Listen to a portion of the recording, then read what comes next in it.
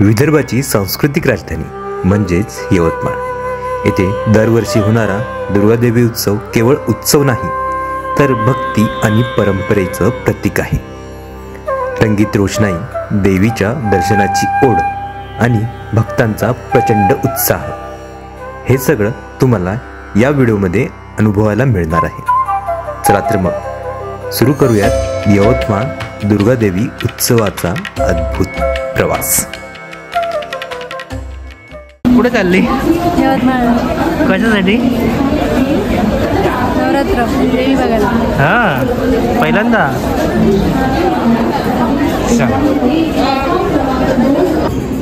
तर आम्ही निघालो यवतमाळचा दुर्गादेवी उत्सव पाहण्याकरता। धावपळीच्या शहरातून शांत असलेल्या शहरात रात्रीचा प्रवास करून आम्ही सकाळी पोहोचलो यवतमाळला आणि आपल्याला संध्याकाळी देव पाहायला जायचे होते। तर घरी जाऊन दिवसभर आराम केला आणि संध्याकाळी निघालो देवा पाहण्यासाठी। तर नमस्कार मंडळी, शुभ संध्याकाळ, कारण की आता रात्र झालेली आहे। आपण काल प्रवास करून यवतमाळला आलोय आणि दिवसभर पाऊस होता, त्याच्यामुळे थोडासा मूड ऑफ झाला होता।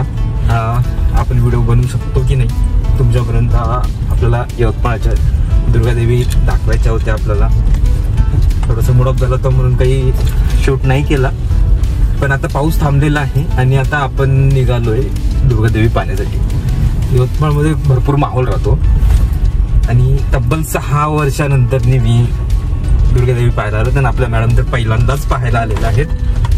त्याच्यामुळं देवी पण म्हणली की बाबा तुम्ही एवढं लांबून आलात तर कशाला पाऊस पाडायचा, म्हणून पाऊस थांबलेला आहे। आता ताईला घ्यायला चाललोय, ताईला घ्यायचं आणि मग ते सांगतील तिकडे जायचं आहे। त्यांनी ठरवलेलं आहे कोणत्या कोणत्या देव पाहायचे आहेत ते, तर ते सांगतील तसं आपण जाऊयात। काय रेकॉर्डिंग करताय? हो घेतली, चला चला चला लवकर। तिथं सभा बसवली तुम्ही? सभा नाही बसवली। तर मंडळी, आता आपण दरडा नाक्यावरची देवी पाहायला आलोय। मस्त देखावा तर एकदम सुंदर आहे, छत्रपती शिवाजी महाराजांची मूर्ती आहे समोर। तर चला तर आपण आता ते पाहूयात।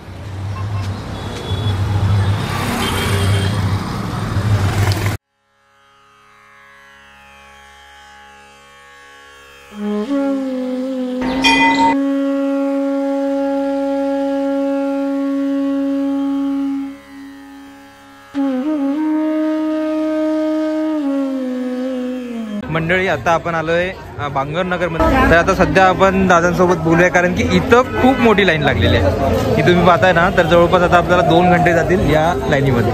तर रोजची अशीच गर्दी आहे का? दादा रोजची पाणी असो पाऊस असो अशीच गर्दी पावसामध्ये पण चालू आहे कंटिन्यू एकदम। तर आता आपल्याला भरपूर वेळ लागणार आहे इथे, दादाने सांगितलंय। आणि रात्रभर चालू राहणार? रात्रभर चालू राहणार आहे, त्याच्यामुळं पीक आवर्समध्ये थोडंसं येऊ नका, उशिरा आलात तर चालेल। रात्री थोडीशी गर्दी कमी होईल ना मग? 3 वाजेपर्यंत। 3 वाजे तर इथे जर यायचं असेल तर थोडंसं उशिरा या, म्हणजे तुम्ही 12 वाजता पण अशीच गर्दी राहणार। 12 वाजेपर्यंत? 12च्या नंतर आपण 1 पर्यंत अशीच गर्दी दिसणार तुम्हाला। तर 12 ते 1 वाजेपर्यंत इथं आपल्याला अशीच गर्दी पाहायला भेटणार आहे। जर तुम्हाला यायचं असेल तर विचार करून या, पण नक्की या, भेट द्या, कारण की यांनी जे डेकोरेशन केलेलं आहे ते खूपच सुंदर आहे। सुंदर म्हणजे भीतीदायक आहे। आतमध्ये काय काय आपलं हॉरर सीन आहे, भूत वगैरे? म्हणजे हलणारे आहेत की असं फक्त? नाही, चालणारे आहेत, म्हणजे तुमचेच माणसं आहेत। तर बघा,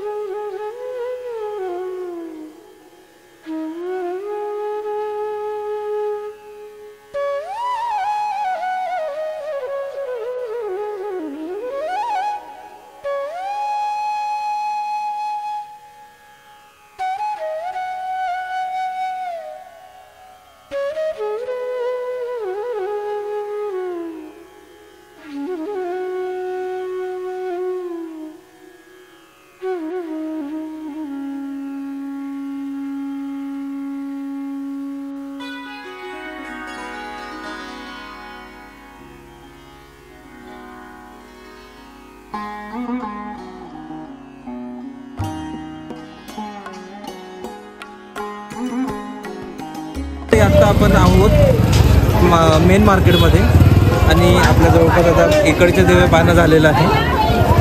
अजून कसं वाटतं बा? चांगलं वाटत आहे? पाय दुखतंय? हां थोडं तर चाललीस, एवढं काय पाय दुखत तुला? हां देव एवढे आहेत की त्याच्यामुळे पाय दुखत आहेत मॅडमचे. तर मंडळी आता आपण मार्केटमधल्या देवा पूर्ण आपलं पाहिणं झालेलं आहे आणि आता आपण निघालोय राणा प्रताप. आता वाजलेले आहेत 11:30 आणि अजून आपलं राणा प्रताप गेटच्या देव्या पाहायचं राहिलेलं आहे. राणा प्रताप गेटला आणि वडगाव आता 2-3 देव्या पाहणं राहिले. इकडे जाऊया आणि मग नंतर हा व्हिडिओ आपण एंड करूया. आणि आत्तापर्यंत आपल्याला तुम्हाला देव्या कशा वाटल्या हे नक्की कमेंट्स करून कळवा. आणि अजूनही सबस्क्राईब केलं नसेल तर माझ्या चॅनलला सबस्क्राईब करा. अनांश हां सांग बरं, तू सबस्क्राईब करा म्हणा. सबस्क्राईब करा. तुम्ही व्हिडिओ पाहता म्हणा पण सबस्क्राईब करत नाही.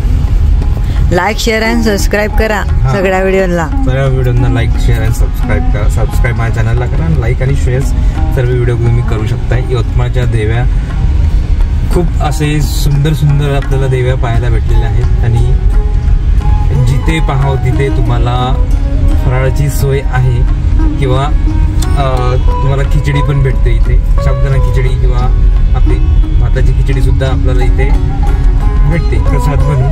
त्याच्यामुळे जेव्हाही तुम्ही इथे देवा पाहायला येता तर जेवणाची चिंता करू नका.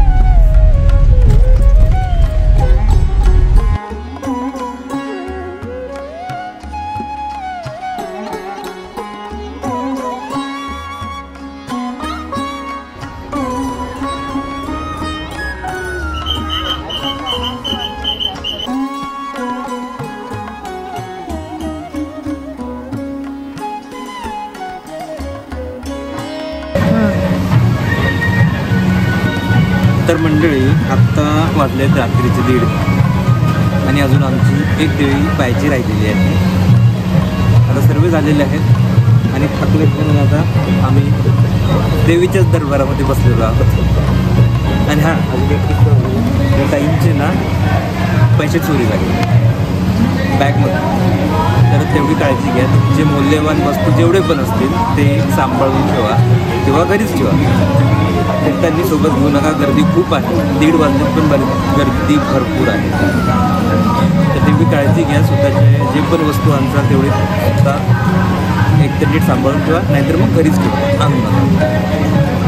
पर्समधले पैसे काढून घेतले आणि कळालं सुद्धा नाही. तेवढी काळजी घ्या. आणि आता फक्त आपली एक वडगावची देवी राहिलेली आहे तेवढं पाहायचं आणि ते पाहिल्यानंतर आपण घरी जाऊया. नाही म्हणलं तरी आपल्याला 2 वाजता आणि आपल्याला 6.5 तास झाले आपण देव्या पाहतो.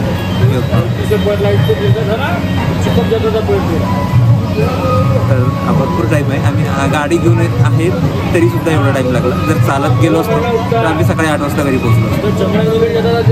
तर आता वडगावच्या देवीकडे जाऊ आपण, ती पाहू आणि नंतर मग घरी जाऊ. नंतर आपण पुढे भेटू.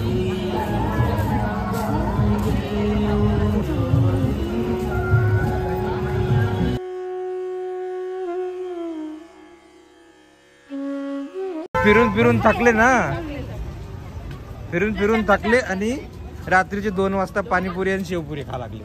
बघा हे बघा. हा तर मंडळी 2:15 झालेले आहेत.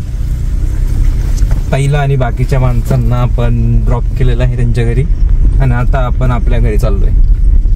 आणि झालेत आपल्या देव्या ऑलमोस्ट भरपूर पाहणं झालेलं आहे. मजा आली. मॅडमनी 2 वाजता पाणीपुरी सुद्धा खाल्ली. कामाला हा भूक लागली होती, भरपूर चालायला लागलं त्यामुळे. तर हा व्हिडिओ आपण आता इथंच एंड करूयात. तुम्हाला यवतमाळच्या दुर्गादेव्या कशा वाटल्या हे कमेंट्स करून नक्की कळवा. कमेंट्स करत नाहीत मित्र, मी खूप वेळा सांगितलं कमेंट्स करत जावा. आपला व्हिडिओ चालेल चांगला. लाईक्स करा, शेअर करा. चला तर मग आता झोपूयात. तसं तर हा व्हिडिओ मी सकाळी टाकेल, पण आता आम्ही झोपणार आहोत. तर आता आम्ही तुम्हाला गुड नाईट असं म्हणू शकतो. चला तर मग गुड नाईट, भेटूयात नवीन व्हिडिओमध्ये. तोपर्यंत टाटा बाय बाय.